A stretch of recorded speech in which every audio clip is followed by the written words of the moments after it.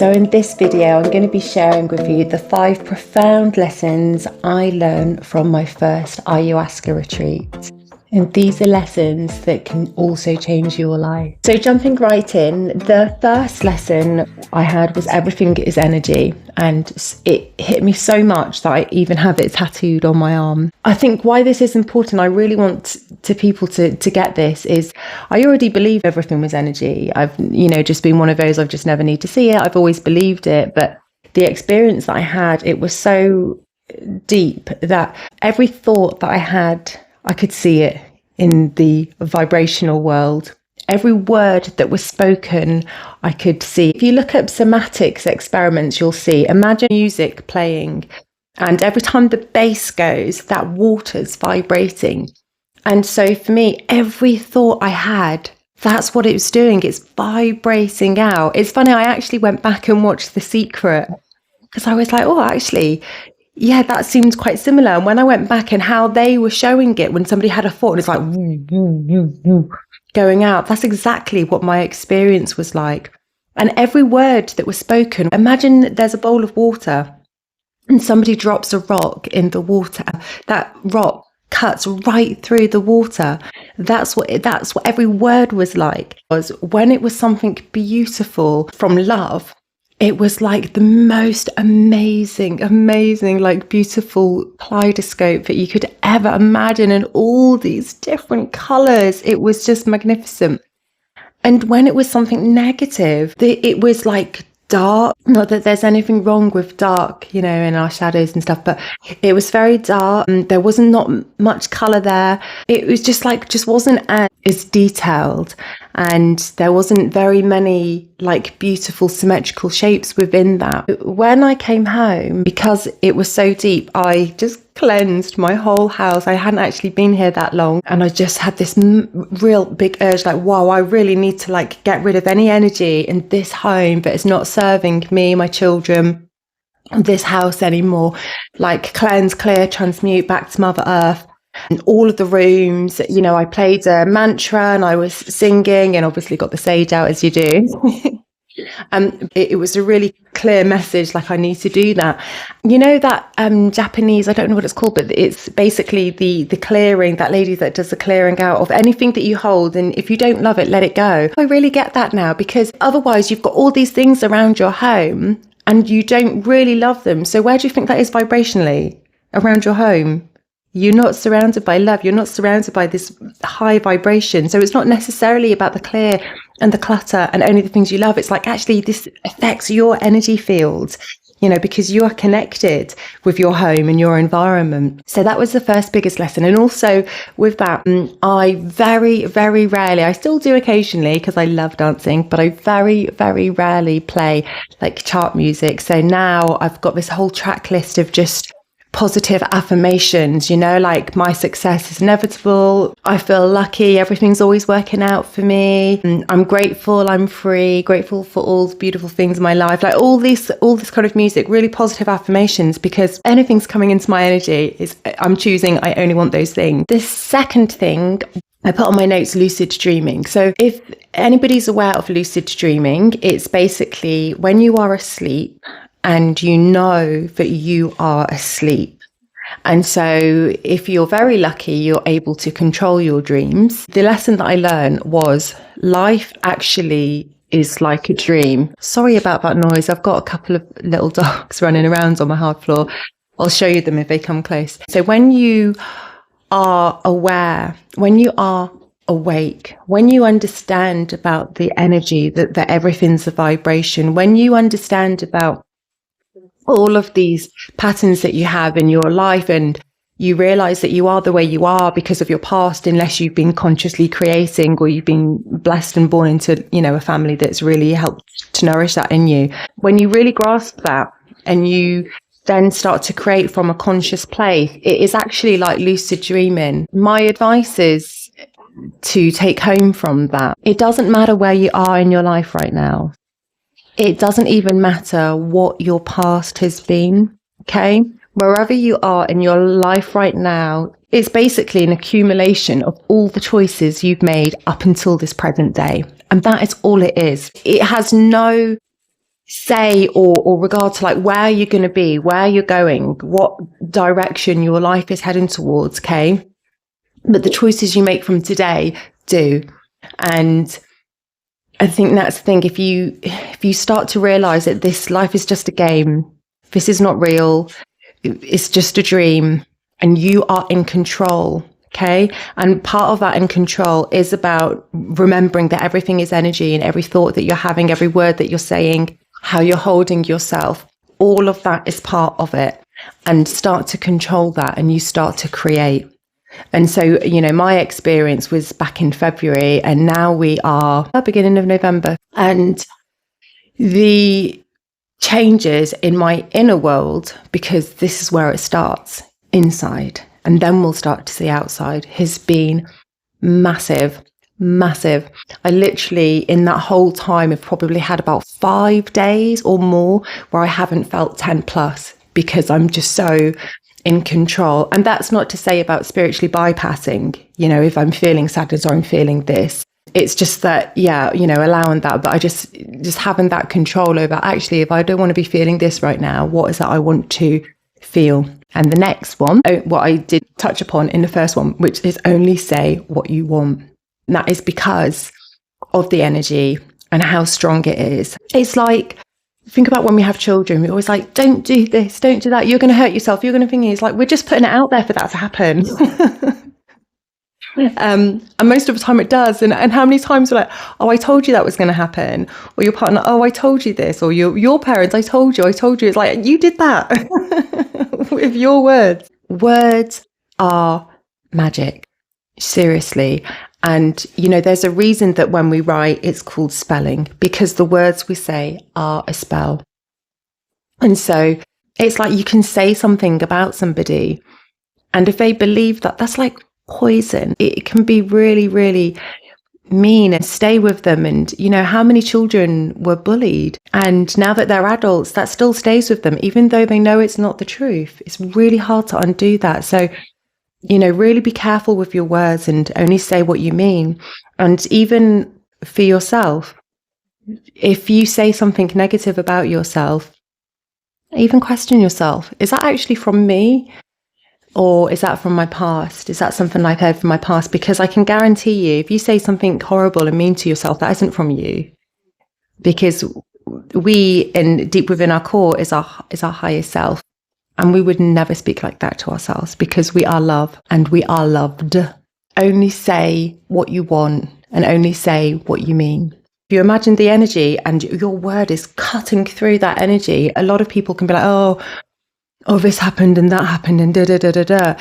Well, you can say it in another way, like, oh, I wish it had went like this, or next time I would like it to go like this. So the next profound lesson that I learned from my retreat was how to undo the unintentional damage that I had caused my older 2 children. So at the moment, they are 16 and 10.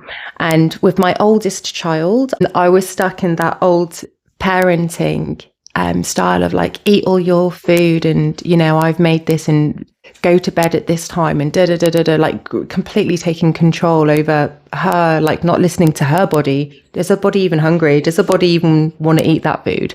A naughty step or time out and all that rubbish. And then with my child who's 10, I had really bad postnatal depression, and it was really not good. And it was to the point of like, I didn't even believe that she was mine. She was my first child with IVF. I thought the doctors had made a mistake. My mum and my husband at the time were going to pay for me to get a test done to prove that she was mine. I'd lost so much weight. I was crying all the time. And every time she was putting her arms out to me, I would just be putting my hands up, to my husband, like, can you just take her? Can you just take her? And I really, in my journey, I felt how they felt. I felt how my actions and my words and how that made them feel, and how I'd damaged them in that way, and how I could undo that. And the way to undo that, which anybody can do with their children, is to be present and connect. And, if your child wants to play a game, play a game. Can you hear that? Look. Here's one. This is Cuddles. Say hi, Cuddles. And here's the other. We just got the other day. Mila. This is all the noise. These are the little beings that keep messing the camera and all that scuttling on the floor. Lost where I was. So just, yeah, undoing that damage. So yeah, just stay present, but engage with your children in how they want to engage and put time aside. I mean, if one thing that's taught me, having a child that's 16 and my youngest are twins and they're 7, one thing that's taught me is they grow up so quickly. Like, you just won't even believe it. And I mean, sometimes I feel emotional and I think, God, I'm 16. And the teenage years can be very turbulent for them. So if you stay connected as best as you can, even if it's just like cook them a romantic dinner, buy them flowers, buy them chocolates, buy them a teddy that says I love you, give them a massage, have a movie night, you know, set a time. If you can't do it once a week, do it once every 2 weeks or once a month or something, so they know that they matter, you know, and really start to connect, because it's the same with any relationship, whether it's a partner, a friend, our children. You just have to be so present with them. If you were having a business meeting and you really needed this new client, you're going to give them your undivided attention, aren't you? And that's the same with our children. They need that. And, you know, how we look at them, how we speak to them, that will be their blueprint for relationships of what they're going to be willing to put up with. So if we're not really present with them, and we're not communicating with them in the right way, and if we're not showing up for them in a way that they deserve and that they know that they're enough, then have a negative impact for them. Number 5 of what I learned from the retreat is continuously be in the energy of your future self, of your highest self. I mean, I say continuously, but just do it as much as you can. So, for example, first you've got to know what you want. Because if you don't know what you want and you don't know where you're going, you're just coasting. And I know that because I've done that. That's what I've spent pretty much my whole life doing, apart from when I went to college and did mental health nursing at uni, and when I had my children and had to have IVF. And, you know, it's the only time I've been focused like, oh, this is what I want and this is what I'm going for. Otherwise, I just coasted. So firstly, you've got to know, where are you going in your life? What do you want from your life? When you're thinking about your deathbed or when you've died, what are people going to be saying at you at your funeral? And so, sorry about scuttling. So know that, okay? There's so many meditations out there. I'll do a meditation at some point, but there are many out there where you can just connect to your higher self and just your future self. So first, once you've done that, then it's always like go to the end and then you work backwards. So you go there and then you think about, okay, what would I stand like? What would I sound like?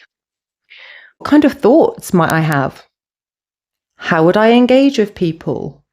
If these are the attributes and the qualities and that I have as a person, what kind of actions and things would I do that would align with that? Once you figure that out, you only say and do things as much as you can that aligns with that future self. Okay. So I don't know if your future self. So for me, I mean, I have like crazy goals that feel so out there and at the moment and crazy because they just seem so unrealistic, but still I have it. And I would absolutely love to create holistic schools for children because I love children. I think children are the future. And I just think we really underestimate how much we need them to come through childhood without baggage like many of us have had, because they are going to be creating a future for all of us. Anyway, so that and a care package from working in mental health and just seeing what it's like in hospitals. There's, you know, a care package that I'd love to be able to just give to help people in that environment and actually people in every day that are just stressed at work. So when I think about my higher self and what I would like to achieve, well, if I was going to be doing something like that, especially with having 4 children, I'm not going to be staying in bed till 10 o'clock in the morning. I'm not going to be going out like boozing a lot and then feeling tired the next day and this and that. When I think about it, I'm like, well, I'm going to have to journal because I'm going to need to know where I am with stuff. You know, I'm going to have to keep a check on where I'm at, where I'm going, what I'm doing, what I've got planned the week ahead. I'm probably going to get up quite early because just to maximize the day. So I'm more of a morning person. And so then in the mornings, or like, say, for example, I love salsa. I love going out to salsa. I'm like, okay, at the moment, if I go out, then actually I am going to wake up late. That's going to have a negative impact on my day. I'm going to feel tired. Sometimes I can trigger a migraine if I don't get enough sleep, and just thinking about the consequences. Okay, so would my higher self do that? And it's in this moment while I'm at the start and building. No, it wouldn't. So I didn't go. And I haven't been for about a month now. It doesn't seem long, does it? But it is actually long when you're used to going a lot. And it's not that I won't go completely because it's, I've been in my head so much with doing things. It's really good to drop into the body. But anyway, take that home with you. Figure out who you are or where you're going, who you want to be. And, only do things that align with that, with your actions, with your words, the people that you choose to surround yourself with. If they're not aligning with that, okay, then don't do it. Like, why would you take that away from yourself? Okay, so there's just one extra that I want to share with you guys. I mean, there was lots of messages, but these are just the biggest ones. So that changed me massively. And I think if you take my words on board and you really let them settle into your heart and feel into that, and you genuinely action that, it will change your life. It will change your life. So the last one that I wanted to share is another tattoo, which I got because it just came for me during my journey. And it was, I am love, I am light, I am one, I am all, I am nothing, and I am everything. I think this is important because of the experience of the energy and feeling that energy, at some points I didn't even know where I stopped and the bed begun. Even that was all connected. And I think in this physical world, we see everything. Copy.